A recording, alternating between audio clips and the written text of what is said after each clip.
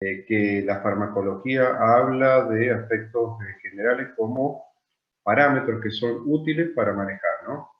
En este caso la curva reflejaría, si ustedes ya recuerdan un poco, el hecho de una concentración plasmática que alcanza un pico máximo frente a una dosis única.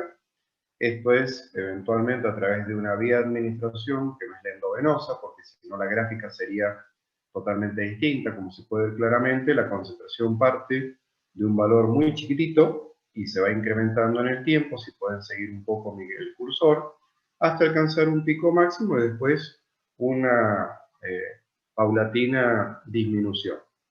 Bueno, acá tenemos parámetros, ¿no? Tenemos absorción, distribución, que llega básicamente hasta este momento, y después una eliminación. Por supuesto que esto es muy esquemático y simplista, es bastante más complejo, y ustedes habrán notado que hay algunos tópicos que son un poco más picantes que otros para entender. Brevemente hablamos de compartimentalización y decíamos que existen modelos para tratar de entender un poco esto de un solo compartimento, entendiendo al ser humano como un todo, es decir, ingresa esa molécula activa a un único compartimento. Era muy simple, pero bueno, es una forma de encarar el tema para empezar. Después un modelo de dos compartimentos, hablando de el sistema plasmático sanguíneo como el compartimento central, y todo el resto de la economía del organismo, fíjense, el hígado, todo lo que es la parte del tracto gastrointestinal, el sistema nervioso, el tejido graso y los huesos, los riñones, es decir, todo lo que está por fuera del sistema plasmático sanguíneo lo consideramos como el compartimento periférico en ese modelo bicompartimental. Y también dije que también es simplista esto, aunque útil para ustedes, para adentrarse un poquitito en el conocimiento de la farmacología, pero en realidad el mejor modelo que tiende a parecerse a la realidad es el de tres compartimentos o eventualmente y finalmente el múltiple compartimental, es decir, cómo se va de alguna manera desplazando el principio activo desde el torrente sanguíneo hacia los distintos órganos, sean o no la vía final en donde vaya a actuar, ¿sí? Habíamos definido, y vamos a volver, esto de farmacocinética, que es un conjunto de procesos que determinan la concentración de las drogas en la vía fase. Habíamos dicho que este era el sitio donde vaya a actuar, ¿sí? Haciendo de esta característica que pueda tener esa molécula su determinada actividad farmacológica. Y también hemos hablado esto de teoría de receptores y que esta estructura, esta molécula, puede estar libre o asociada. Y eso es muy importante tenerlo en cuenta, lo hemos dicho y estamos haciendo hincapié, porque es muy importante, en donde el fármaco tiene que estar libre para que no solamente se pueda distribuir, porque puede estar unido o no a proteínas de transporte, por ejemplo, pero para que fundamentalmente actúe, ¿sí? Que son características del principio activo, ¿no? Tiene que estar libre. Bien, también introdujimos varios conceptos que tienen que ver con, dependiendo de la vía de administración, que debe ser absorbido, tiene que ser distribuido, metabolizado y finalmente eliminado del sistema sanguíneo a través de la orina, de la materia fecal o del sistema biliar, pero que hemos dicho que fundamentalmente consideramos al sistema urinario como el gran órgano excretor, al sistema hepático como el gran metabolizador, y que la concentración del fármaco a nivel plasmático y su estado va a determinar la actividad de la droga. Es un poco lo que se resume y se amplía en esta parte de acá. También vamos a introducir conceptos y definiciones importantes como que el fármaco puede, seguramente y tiene, metabolitos. Si es un profármaco, va a tener metabolitos activos, y si es un fármaco, va a tener metabolitos que tienen menos actividad en esa biotransformación que se produce a nivel del hígado. Bueno, en relación a las vías de administración, esto lo hemos visto no en la clase anterior, sino en clases previas, en donde, teniendo en cuenta las características particulares de la administración, vamos a tener distintos regímenes o distinta capacidad del sistema para alcanzar una concentración plasmática estable o de equilibrio.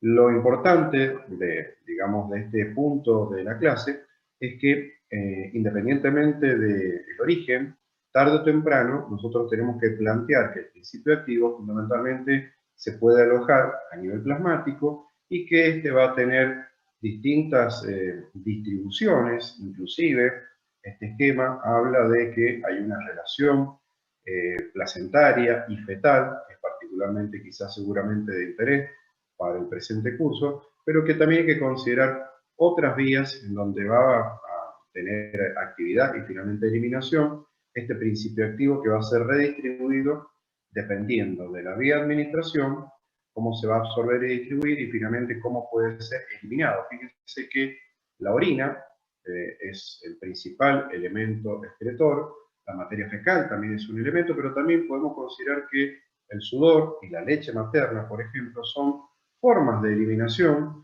de estos principios activos o de sus productos metabólicos.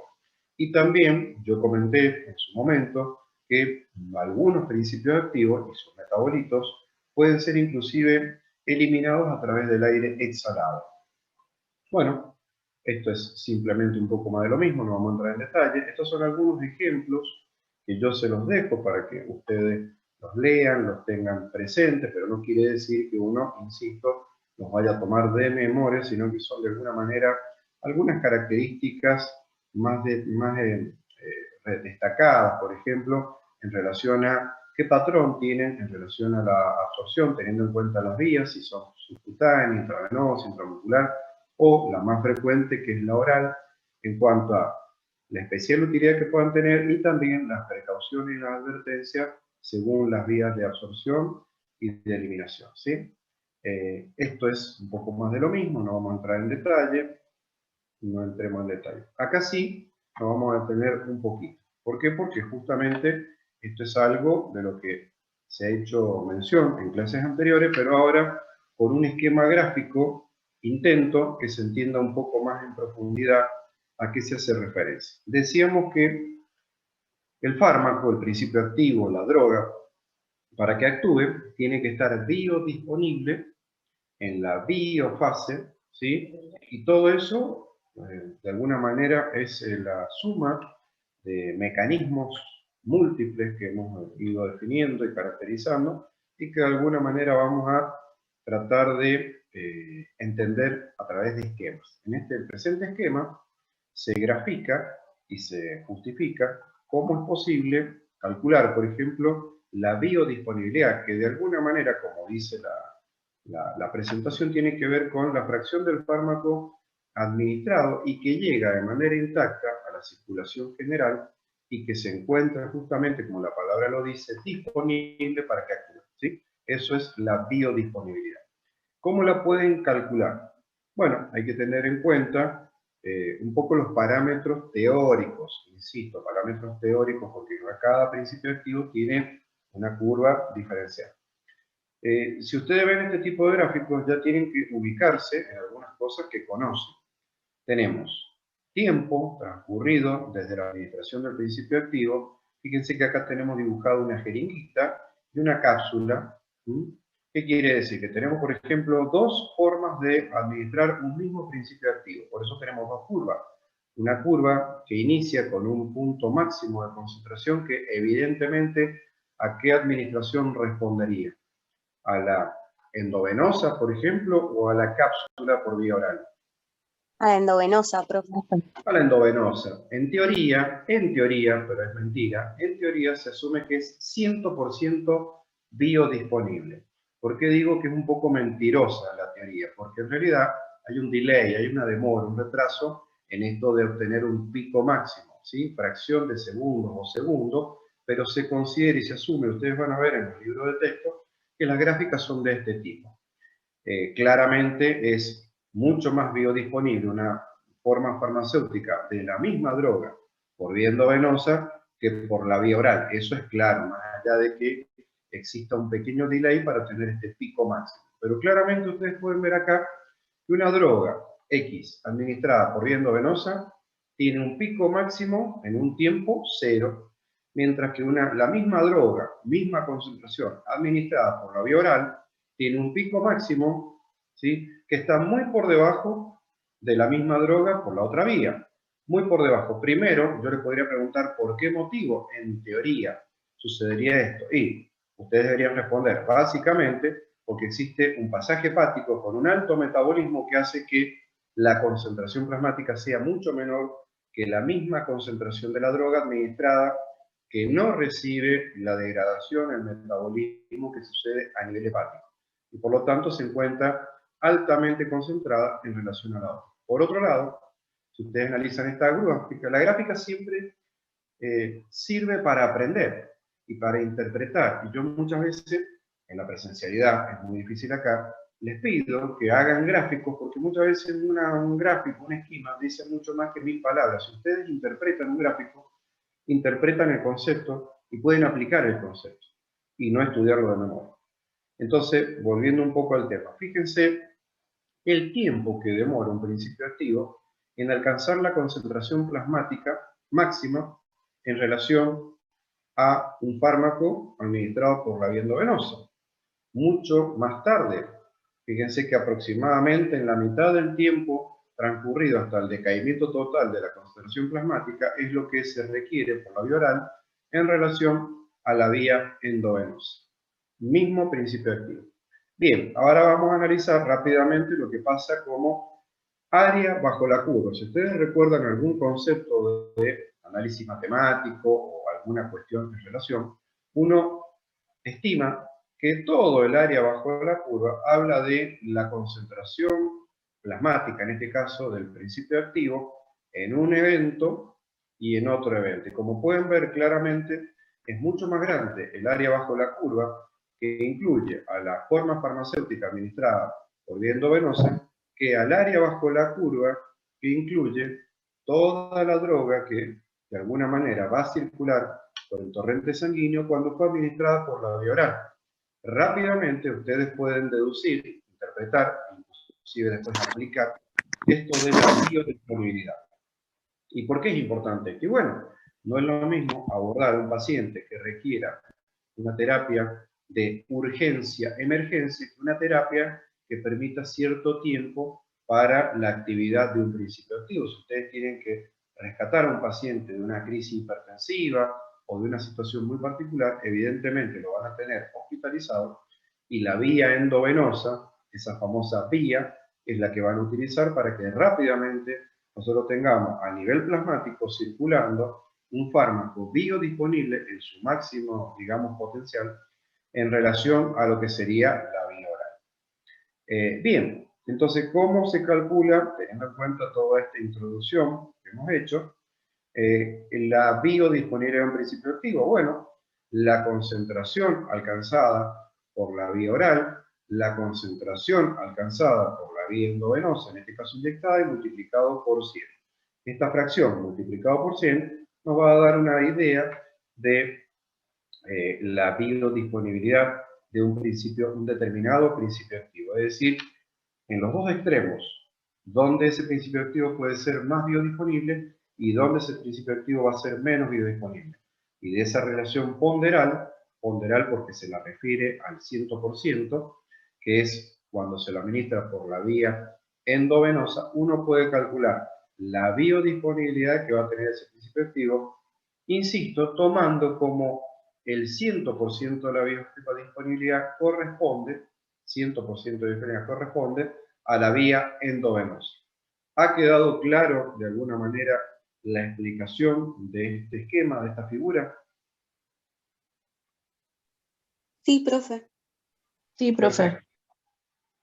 Perfecto. Sí, profe.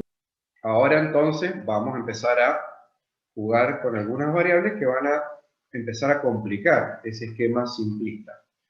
Como el siguiente, dice, los fármacos de característica o naturaleza liposolubles bajas incluyen, por ejemplo, ácidos y bases fuertes, generalmente se absorben mal a nivel intestinal. Recuerdan que la semana pasada jugamos con este concepto de pH y pK, y que es muy importante que ustedes profundicen y entiendan eso.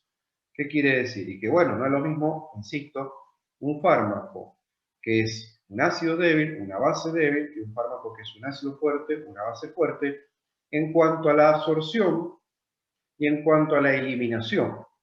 Y acá entonces empezamos a jugar un poco desmenuzando esos contenidos. Fíjense que la absorción del fármaco y su biodisponibilidad está sometido a algunas variables que son inherentes al principio activo y al entorno, al medio que lo, digamos, lo va a atacar o donde va a estar supeditado, que es el tracto gastrointestinal, por ejemplo, o el torrente sanguíneo, o el pH urinario. Entonces, los fármacos de liposolubilidad baja, que incluyen ácido y base fuerte, que se disuelven muy poco, por decirlo de alguna manera, en grasa, generalmente se absorben bastante mal en el intestino. Unos pocos fármacos, por ejemplo, acá está la levodopa, se absorben medianamente a través de específicos transportadores. Yo también les comenté, y acá tenemos nuevamente este concepto, de que hay algunas excepciones de fármacos que tienen transportadores específicos. La absorción del intestino depende de múltiples factores. Estos que incluyen, por ejemplo, la motilidad. No es lo mismo que un intestino tenga una motilidad estándar, que tenga aceleramiento de esa motilidad o que tenga un hilo paralítico, que la motilidad se haya frenado. O, por ejemplo, para que ya juguemos con un poco la práctica, en un postoperatorio, ¿por qué creen ustedes que una persona no recibe inmediatamente alimentos sólidos, sino que empieza paulatinamente a recibir líquidos, después intermedios y finalmente termina con sólidos? ¿Por qué creen que pasa eso? A ver, Y la juguemos un motilidad poco. intestinal está disminuida, profe, por el ¿Por uso de qué? anestesia. Exactamente. El efecto de la anestesia produce, entre otras cosas, no solamente lo que se pretende, que es que el paciente no esté presente, no sienta dolor, sino que también no tenga, por ejemplo, reflujos de tipo gastroesofágico, todo ese tipo de cosas que son manejadas por el médico especialista, también produce una suerte de efectos que producen alteración a través de la motilidad. Entonces, ¿cómo va a impactar esto si yo les preguntara en relación a la absorción de un principio activo? Si la motilidad está enlentecida, ¿va a aumentar la absorción o va a disminuir la absorción? Va a disminuir. Si la motilidad está disminuida, ¿va a aumentar o va a disminuir? La absorción va a aumentar en ese caso, porque la motilidad... Va a aumentar porque el tiempo de contacto que tiene el principio activo en la superficie del enterocito va a aumentar y por lo tanto aumenta la chance de que se absorba. A la inversa, si el tránsito intestinal se acelera, el tiempo de contacto y la posibilidad de que el principio activo sea absorbido, ¿sí?, por el mecanismo que sea, mecanismo de facilitación, transportadores, lo que sea, evidentemente es contrario, ¿sí? ¿Se entiende la definición? Ahí tenemos una variable, tránsito gastrointestinal. Si el tránsito es alto, disminuye la absorción. Si el tránsito es bajo, la motilidad me refiero, aumenta las chances de absorción. Esto no es lineal, no es matemático. Estamos hablando de generalizaciones que después cada caso tiene sus particularidades. El pH gastrointestinal, bueno, lo hemos dicho acá, fíjense. Básicamente, aquellos fármacos que tienen una liposolubilidad baja, por lo tanto tienen una alta hidrosolubilidad. Recuérdense que lo hidrosoluble es poco liposoluble y lo liposoluble es poco hidrosoluble. ¿Se acuerdan un poco estos extremos? Entonces, aquello que tiene una baja liposolubilidad, o sea, todos los hidrosolubles, que son ácidos y base fuerte, se absorben bastante mal en el intestino. ¿Dónde se absorben un poco mejor este tipo de principio activo? Y bueno, algunos de ellos, por ejemplo, a nivel gástrico se absorben mejor. Otra variable a tener en cuenta, el tamaño de la partícula. ¿Cómo creen ustedes que impacta el tamaño de la partícula? ¿Las partículas de gran tamaño se absorben con mayor facilidad o con menor facilidad? Con menor facilidad. ¿Cómo? Con menor facilidad por el tamaño. Exactamente, es inversamente proporcional. A mayor tamaño, menor absorción. A mayor tamaño, menor absorción. Tenemos un caso fisiológico. Cuando nosotros estamos incorporando nutrientes al organismo, ¿cómo creen ustedes que los hidratos de carbono, los polímeros, se incorporan? ¿Se incorporan como polímeros, el almidón, por ejemplo? ¿O tienen que ser simplificados en moléculas más pequeñas, disacáridos y monosacáridos? Como sacáridos y monosacáridos. Exactamente. Y lo mismo los lípidos, que es la función que tiene la bilis.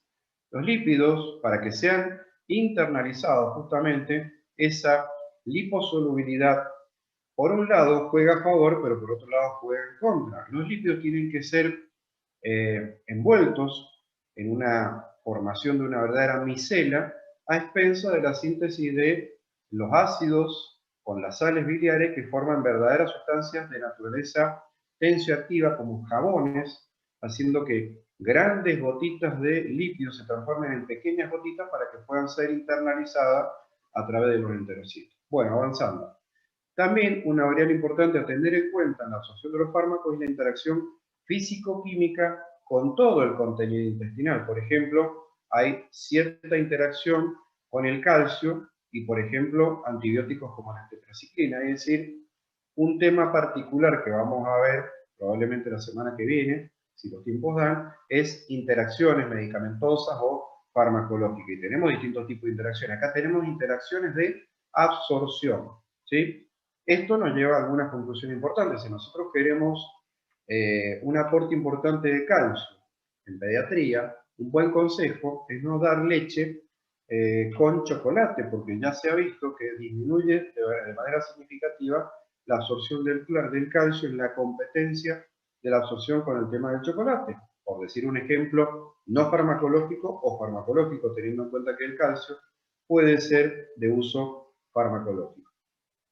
La biodisponibilidad es la fracción de una dosis ingerida que accede a la circulación sistémica. Puede ser baja, dado que la absorción puede ser incompleta, o porque el fármaco se metaboliza en la pared intestinal o el hígado antes de alcanzar la circulación sistémica. Es un poco lo que vemos acá. Otro concepto que por ahí cuesta entender, y es importante destacarlo, es bioequivalencia o bioequivalente. ¿Por qué? Porque muchas veces tenemos distintos fármacos de un mismo grupo de acción farmacológica con distinta bioequivalencia farmacéutica. Y acá una definición que es importante también tener en claro. Bioequivalencia implica que si una determinada formulación de un principio activo o fármaco se pueda sustituir por otra, no debería tener consecuencias clínicas adversas. ¿Por qué? Porque se tiene en cuenta que independientemente de la dosis, la acción farmacológica va a ser exactamente la misma. Ya vamos a ver ejemplos particulares en la segunda parte del año, donde por ejemplo los priles, captopril, ramipril, lisinopril, enalapril, perindopril, que son inhibidores de la enzima convertidora de angiotensina, todos tienen un mismo mecanismo de acción, llámese farmacodinamia, inhiben a la enzima convertidora de angiotensina, pero cada una tiene distintos aspectos farmacocinéticos. Entonces, para lograr en un mismo paciente la misma actividad o acción terapéutica, unas vienen por 5 miligramos, otra viene por 40 miligramos y otra viene por 100 miligramos. Esos son bioequivalentes cuya actividad farmacológica va a ser exactamente la misma. ¿Se entiende un poco esta introducción a bioequivalencia farmacéutica?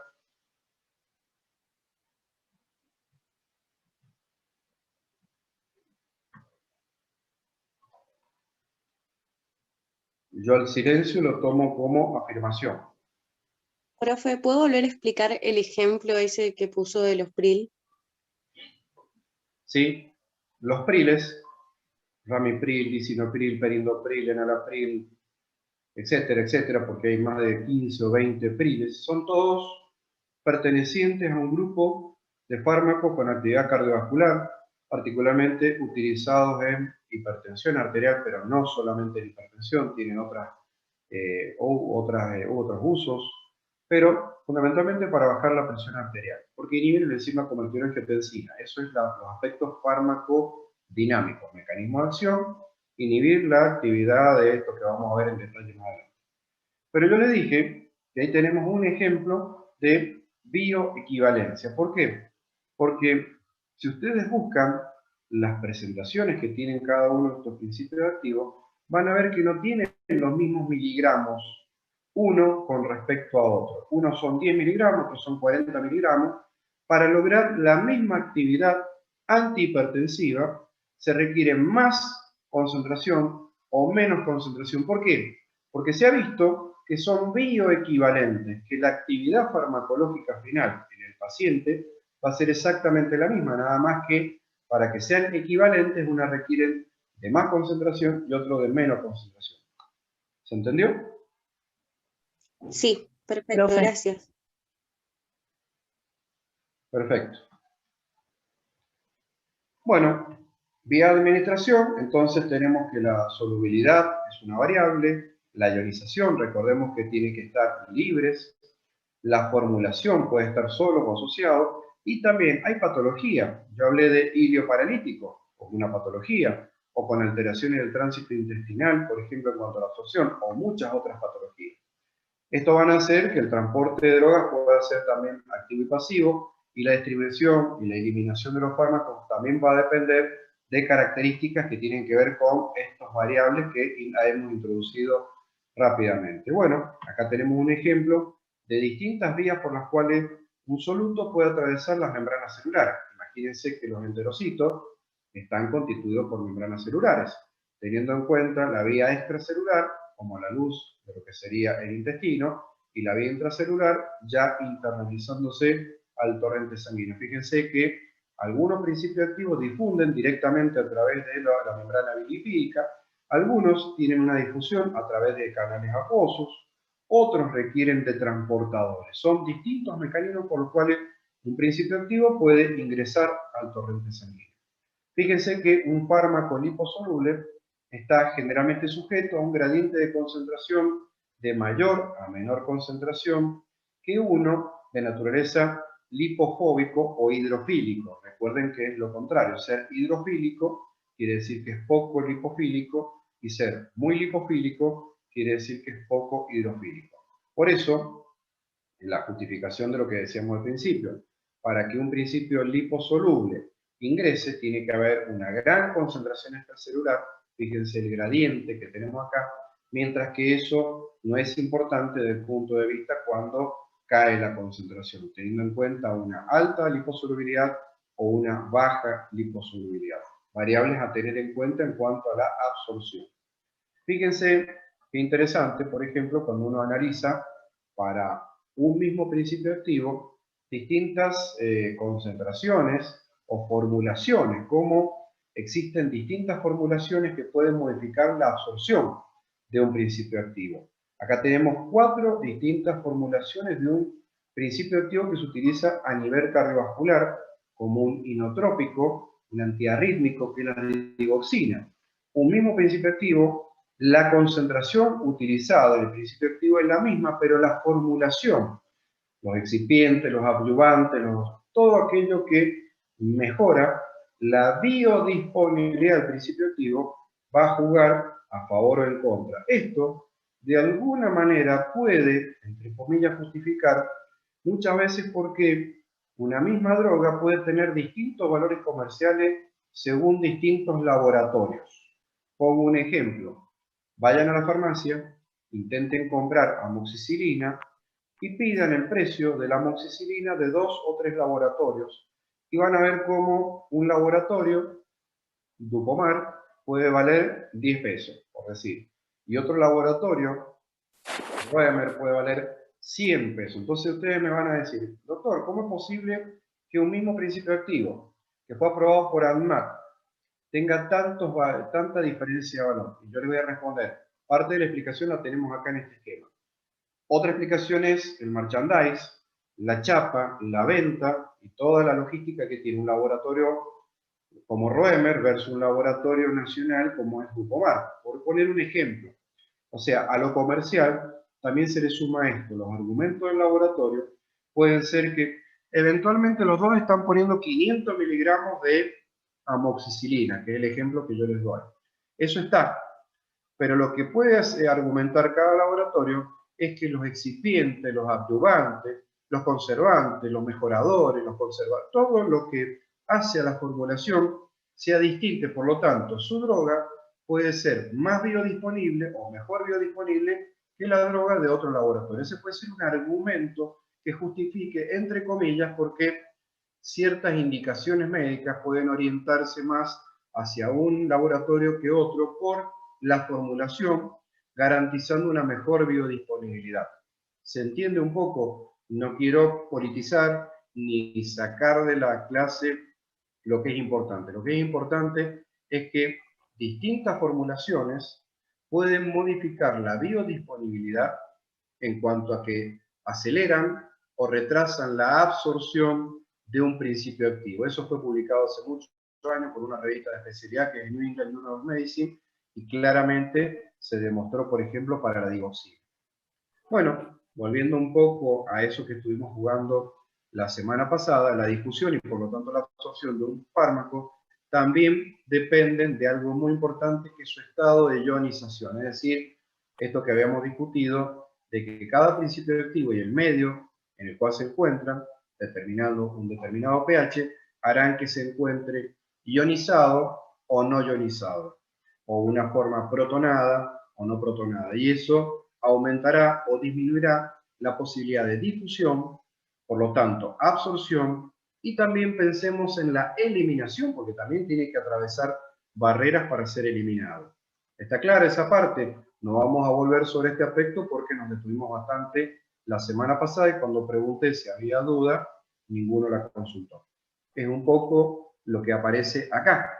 Es decir, fíjese que tanto en un medio como en el otro tenemos el ejemplo de un ácido débil que se encuentra ionizado, por ejemplo, a un pK, cuyo pK es de 4.4, y eso hace que esto pueda jugar en cuanto a la capacidad que tenga para atravesar barreras, en este caso de mucosa, ¿sí?, del jugo gástrico, y cómo puede acceder al plasma, ¿no?, teniendo en cuenta esta característica, un principio activo que no está ionizado y que en determinados pH tiene mayor o menor capacidad para ionizarse. Entonces, acá se pone manifiesto la influencia del pH en la distribución, por ejemplo, de un ácido débil. Un ejemplo de ácido débil, ya lo hemos dicho para que lo tengan en claro, es la aspirina, que es el ácido acetilsalicílico. ¿Qué quiere decir esto? Que la aspirina básicamente se absorbe bastante bien en el pH gástrico. Y como ácido débil, se absorbe bien en un medio ácido como el pH que tenemos a nivel gástrico. Bueno, recordando un poco esto de la curva completa o la gráfica completa de lo que es el pH, existe, ¿sí?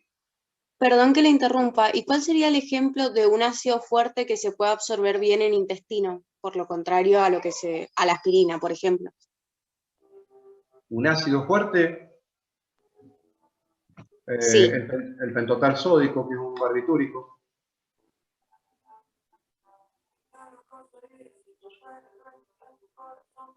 ¿Sigo?